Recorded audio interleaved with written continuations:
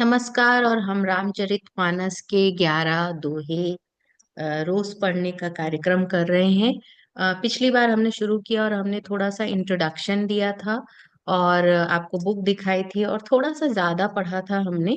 और आइए अब हम आगे बढ़ते हैं। तो ये गीता प्रेस गोरखपुर की बुक है जिसके टीकाकार है श्री हनुमान प्रसाद पोद्दार जी भाई जी। रामचरितमानस, फिर आपकी विषय सूची।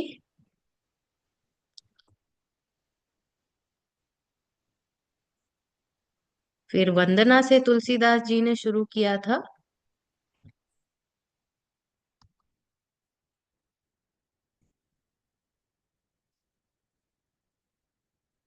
तो देखिए, यहाँ से हमने शुरू किया था और ये जो सो लिखा हुआ है ना, इसका मतलब होता है सोरठा। ये भी एक प्रकार का पद्य की एक प्रकार है जो ग्रामर में हम देखेंगे तब हमको पता चलता है। इसको सोरठा कहा जाता है। फिर आप आगे बढ़ते हैं।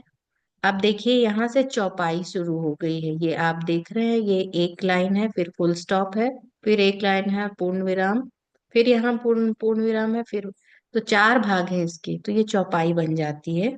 चौपाई, पाया मतलब पैर होता है, तो चार जिसके पैर हैं तो चौपाई। और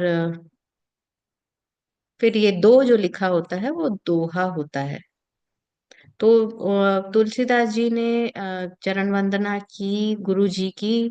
और फिर वो आगे बढ़ते गए और उन्होंने, हम यहाँ तक पहुंचे थे कि संत समाज की वो वंदना कर रहे हैं। हमने ये वाला पढ़ा था। बंदौ प्रथम महिसुर चरना मोह जनित संशय सब हरना सुजन समाज सकल गुण खानी करहूँ प्रणाम सप्रेम सुबानी। पहले पृथ्वी के देवता ब्राह्मणों के चरणों की वंदना करता हूँ जो अज्ञान से उत्पन्न सब संदेहों को हरने वाले हैं। फिर सब गुणों की खान संत समाज को प्रेम सहित सुंदर वाणी से प्रणाम करता हूँ। तो विद्वान जन ही होते हैं जो हमारी संशय का समाधान करते हैं, सही है ना। इसलिए उन्होंने सारे विद्वान जनों को, जो कि पुराने समय में ब्राह्मण रहा करते थे, उनकी वंदना की है। फिर संत समाज की वर्णन की है, बिकॉज जो भक्ति होती है वो आपको संत समाज से ही प्राप्त होती है। फिर आगे बढ़ते हैं हम।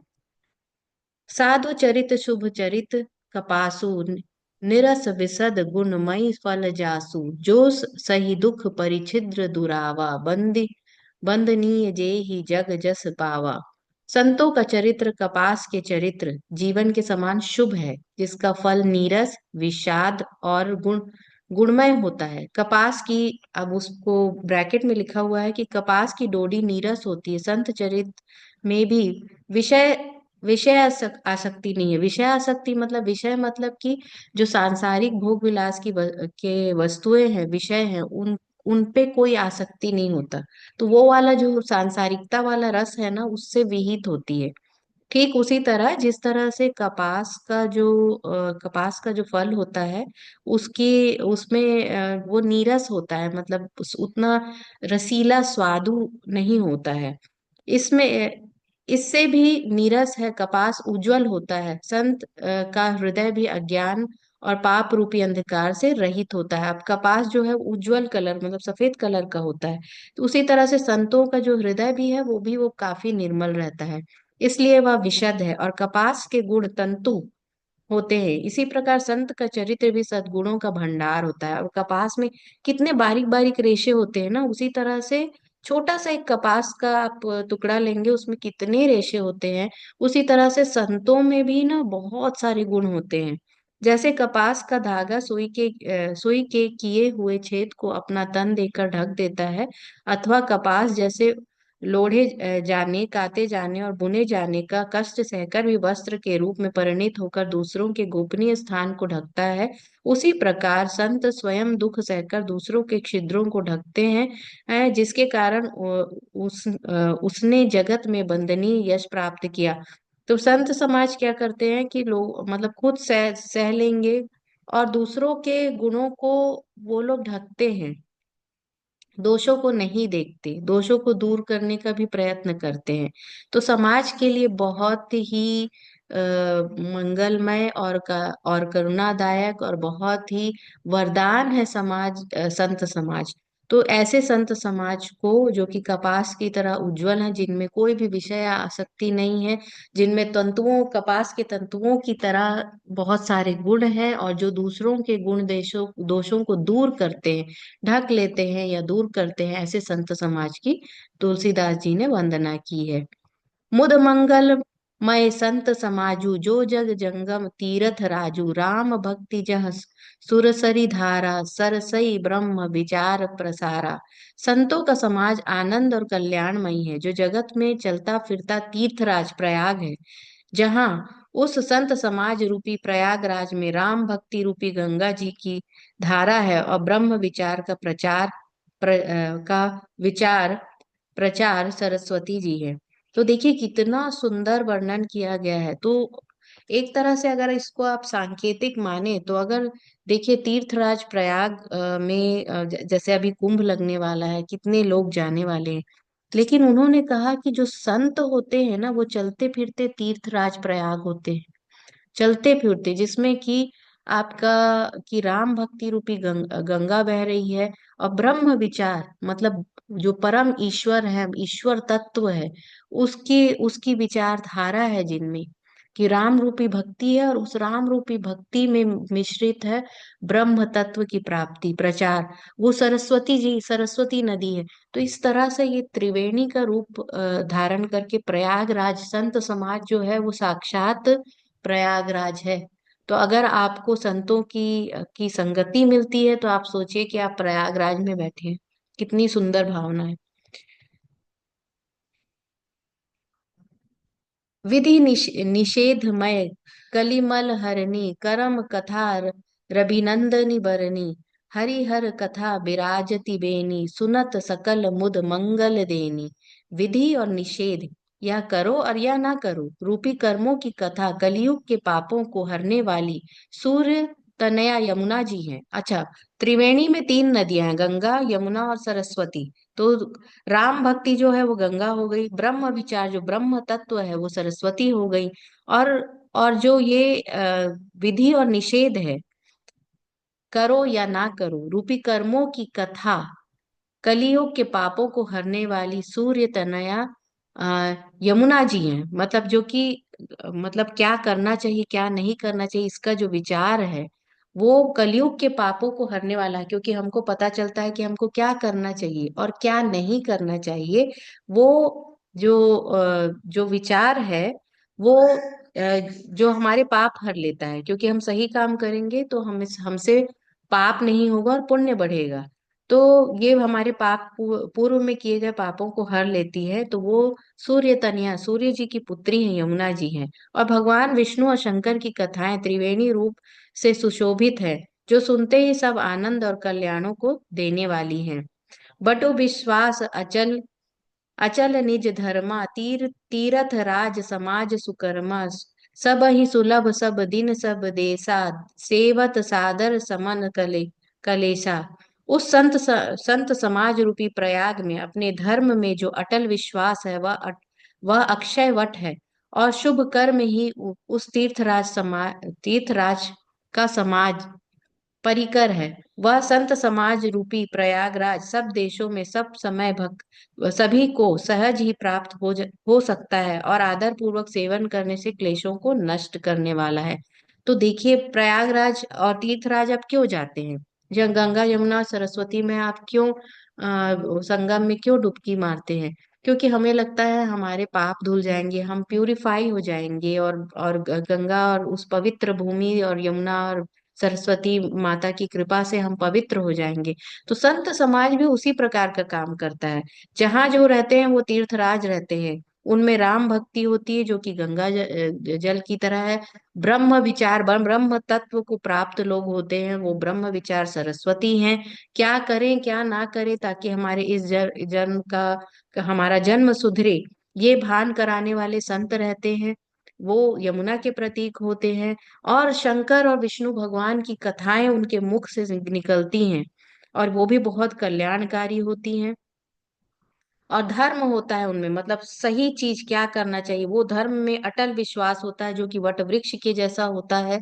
और जो जो शुभ कर्म होते हैं, और वो तीर्थ राज के का समाज है, जो सारे काम वो लोग शुभ ही करते हैं ना। तो वो सारी चीजें जो तीर्थ में मिलती हैं वो संत समाज में मिल जाती है आपको। और संत समाज जो है ना, उसके लिए आपको प्रयागराज या काशी या मथुरा या वृंदावन जाने की ही जरूरत नहीं है, आपको ये कहीं भी प्राप्त हो सकते हैं। जहां पर संतों का समागम हो वहां पर आप कहीं भी जा सकते हैं। वो उस समय सभी को सहज ही कहीं भी प्राप्त हो जाते हैं। और आदर पूर्वक सेवन करने से क्लेशों का नाश होता है, उनके पास बैठने से ही असीम शांति मिलती है। तो देखिए, ये मेरे ख्याल से अगर हम कुंभ के समय में भी ये दोहे जो चौपाई है इसको अगर हम पढ़ें, तो ये बहुत ही पुण्यदायक होगी, क्योंकि इसमें लिखा है बटु विश्वास। अच्छा, तो ये मुद मंगल से लेके आप बटु विश्वास, ये तीन चौपाइयां जो अगर हम पढ़ें तो ये हमें प्रयागराज तीर्थ का महत्व, संतों के संतों का उदाहरण देके बताया गया है। और संतों का को प्रयागराज तीर्थ बताया गया है। तो ये बहुत ही आनंददायक और बहुत ही अच्छी चौपाई है। आगे बढ़ते हैं। अकथ अलौकिक तीरथ राव देई सद्य फल प्रकट प्रभाव। यह तीर्थराज अलौकिक और अकथनीय है एवं तत्काल फल देने वाला है, उसका प्रभाव प्रत्यक्ष है। तुरंत ही आप संतों के पास बैठिए और आप देखिए कि आपकी एनर्जी बदल बदल जाती है, आपके सोचने का तरीका बदल जाता है, आपके अंदर भक्ति का संचार होने लगता है, बहुत ही आनंद आता है। तो ये तुरंत आपको फल देने वाले होते हैं। अब देखिए दोहा आ गया। सुनी समुझी जन मुदित मन, मज्जहि अति अनुराग, लहहि चारि फल अक्षत तनु, साधु समाज प्रयाग। जो मनुष्य इस संत समाज रूपी तीर्थराज का प्रभाव प्रसन्न मन से सुनते और समझते हैं और फिर अत्यंत प्रेम पूर्वक इसमें गोते लगाते हैं, वे इस शरीर में रहते ही धर्म अर्थ काम मोक्ष चारों फल पा जाते हैं। तो मतलब एक तरह से तीर्थ जाने योग्य है अगर आप ये चार चौपाइयाँ, तीन चौपाइयाँ, और ये जो एक आपका चौपाई का एक दो लाइन का भाग है, आप ये और ये दोहा यहाँ तक पढ़ लेंगे तो आप एक तरह से आपने संत समाज का गुणगान किया है, तीर्थ राज मान के उनको। तो इसमें इससे ही आपको बहुत ही प्रसन्नता प्राप्त होगी और धर्म अर्थ काम मोक्ष फल की प्राप्ति होगी। तो देखिए ये कितनी सिद्ध किताब है ये रामचरितमानस। मंजन फल पेखिह तत्काला, काक हो ही पिक बकऊ मरा मराला, सुनी आचरज करई जनी कोई, सत संगति महिमा नहीं गोई। इस तीर्थराज में स्नान का फल तत्काल ऐसा देखने में आता है कि कौवा कोयल बन जाते हैं और बगुले हंस। यह सुनकर कोई आश्चर्य न करे, क्योंकि सत्संग की महिमा छिपी नहीं है। मतलब हृदय परिवर्तन हो जाता है, उनकी एनर्जी परिवर्तन हो जाती है पूरी। वाल्मीकि नारद घट जोनी, निज निज मुखनी कही निज होनी, जलचर थलचर नभचर नाना, जे जड़ चेतन जीव जहाना। वाल्मीकि जी, नारद जी और अगस्त्य जी ने अपने अपने मुखों से अपनी होनी जीवन का वृत्तांत कहा है। जल में रहने वाले, जमीन पर चलने वाले और आकाश में विचरने वाले नाना प्रकार के जड़ चेतन जीव इस जगत में हैं। मति कीरति गति भूति भलाई, जब जेहि जतन जहां जेहि पाई, सो जाबन सतसंग प्रभाव, लोकहु वेद न आन उपाऊ।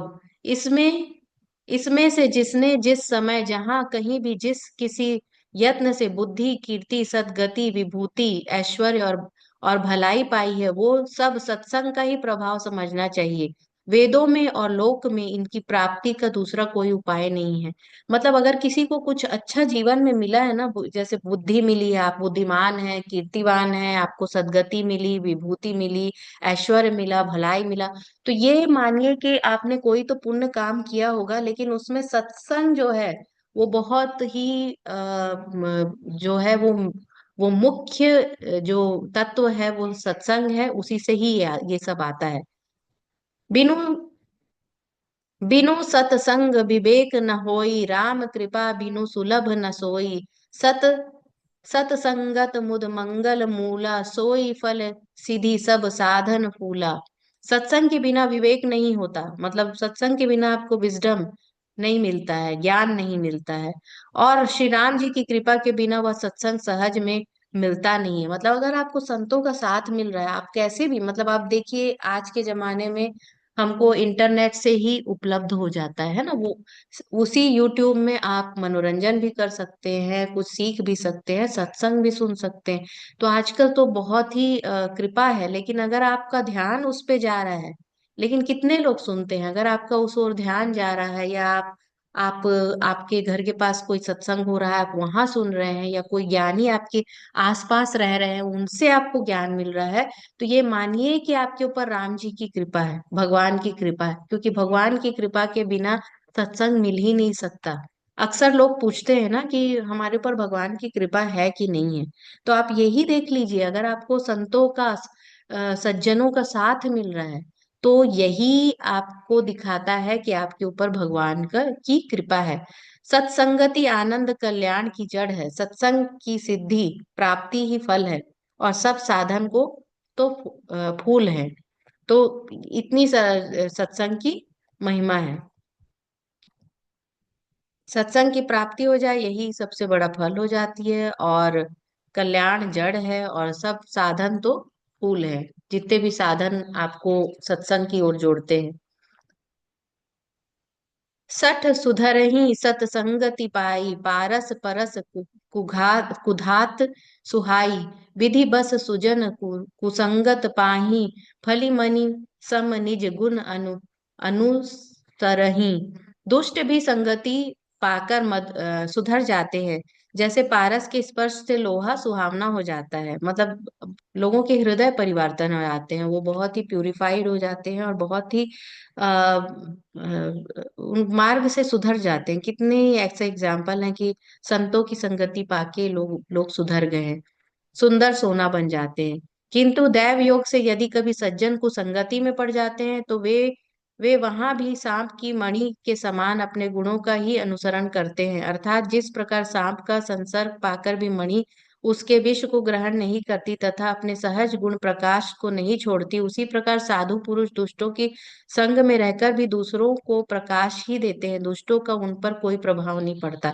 तो ऐसा देखने में आया है कि जो सही में एकदम सज्जन है, साधु है, संत है, वो कहीं भी किसी भी ऑड परिस्थिति में, किसी भी विपरीत परिस्थिति में दुर्जनों के बीच भी फंस जाते हैं, तो भी वो अपनी सज्जनता नहीं छोड़ते।